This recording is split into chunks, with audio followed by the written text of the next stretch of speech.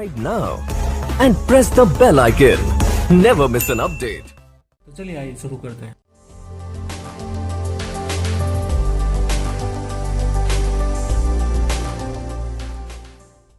आज हम लोग डिस्कस कर रहे हैं very important chapter improvements in food resources for class 9th के लिए बायोलॉजी का ये चैप्टर है।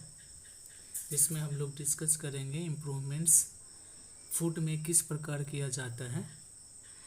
यह एक बहुत ही इम्पोर्टेंट चैप्टर है क्योंकि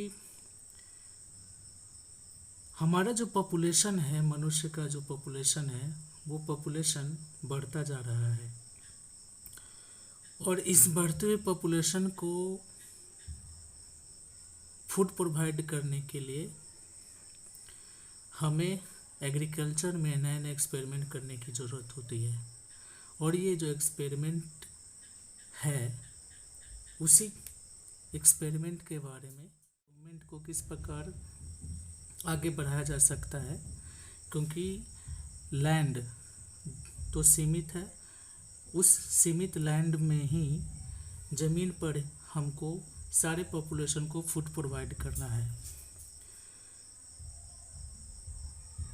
To feed such a huge population, we will require at least 241 million tons of grain production per annum. Because till 2020, Indian population would be rise to 130 crore about. Therefore, it is necessary to increase production of the both plant and animals. Even in the past, to meet the demands of growing Indian population, our scientists adopted many modern methods to increase the food production. इस chapter को शुरू करने से पहले हम लोग इसका important terms को देखेंगे। पहला जो इम्पोर्टेंट टर्म्स है वो है ऑटोट्रोप्स। ऑटोट्रोप उसको कहते हैं जो अपना भोजन खुद बनाता है, prepare their food itself. For example green plant. Number 2 heterotrophs. Heterotrophs those living organism which depend on other for food. इसमें आएंगे आपके non green plant, animals, human, जो भोजन के लिए दूसरे पे डिपेंड रहता है। Third photosynthesis. Photosynthesis is a process by which green plants prepare their own food. Photosynthesis वैसी प्रक्रिया है जिसमें प्लांट जो है अपना भोजन, जिस प्रोसेस के द्वारा, प्रक्रिया के द्वारा प्लांट अपना भोजन बनाता है, उसको फोटोसिंथेसिस कहते हैं। Agriculture. Agriculture is the branch of science that deals with the growth of plants and rearing of animals for human use is called agriculture. Agriculture विज्ञान की वह शाखा है जिसमें प्लांट के साथ साथ एनिमलों को कैसे पाला जाता है, खेती कैसे किया जाता है, उस ब्रांच ऑफ साइंस को हम लोग कहते हैं agriculture. Agriculture is very important topic. Agriculture से संबंधित अधिक जानकारी के लिए क्लास 8 का वीडियो इस चैनल में दिया हुआ है, उसको आप देख सकते हैं।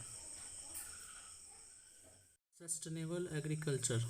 Sustainable agriculture is very important terms. बहुत ही महत्वपूर्ण टर्म है ये।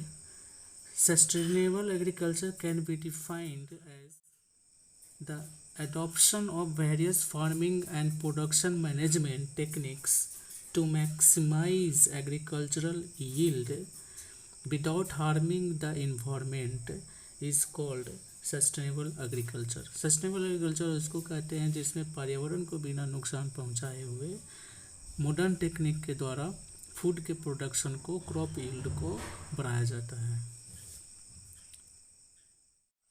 इसमें याद रखना है कि बिना किसी नुकसान के, बिना किसी इन्वायरमेंट को नुकसान पहुंचाए हुए हम इस टेक्निक का इस्तेमाल करते हैं, जो एक मॉडर्न टेक्निक है जिसको हम कहते हैं sustainable agriculture. Sustainable agriculture. Next topic is, in recent years हाल फिलहाल के सालों में सस्टेनेबल एग्रीकल्चर का कंसेप्ट निकल कर आया है, जो कि बहुत ही इम्पोर्टेंट कंसेप्ट है, and it is developed in order to ensure that the agro ecosystems are stabilized and sustained crop yields are assured on long term basis. Sustainable agriculture is a type of agriculture in which, without harming the ecosystem, without harming the environment, we perform the many activities in the field in agriculture.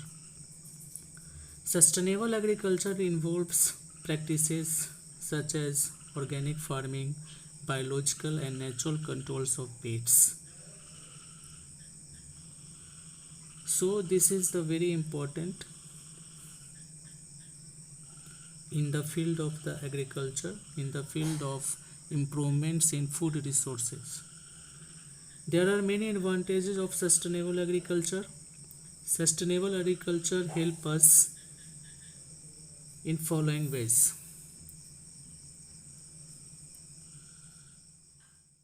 Sustainable agriculture help in number 1, conserving natural resources, number 2, maintaining environmental balance, and number 3, coping with changing human needs.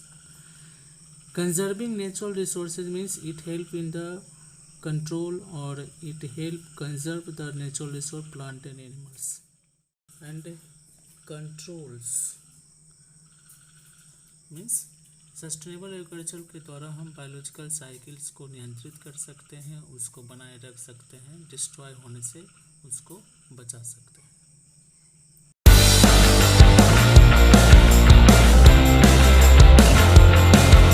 It helps to protect and renew soil fertility. Soil fertility और मिट्टी की सुरक्षा में sustainable agriculture बहुत ही महत्वपूर्ण योगदान हासिल करता है. Number 5th point, it reduce the usages of non renewable resources. जो हमारे नॉन रिन्यूएबल रिसोर्स हैं उसके उपयोग को ये बहुत ही कम करता है, और साथ ही reduce the purchased production inputs. Number 6, it provides the more income by the agriculture product. Number 7, it also helps the maintain the biological cycle.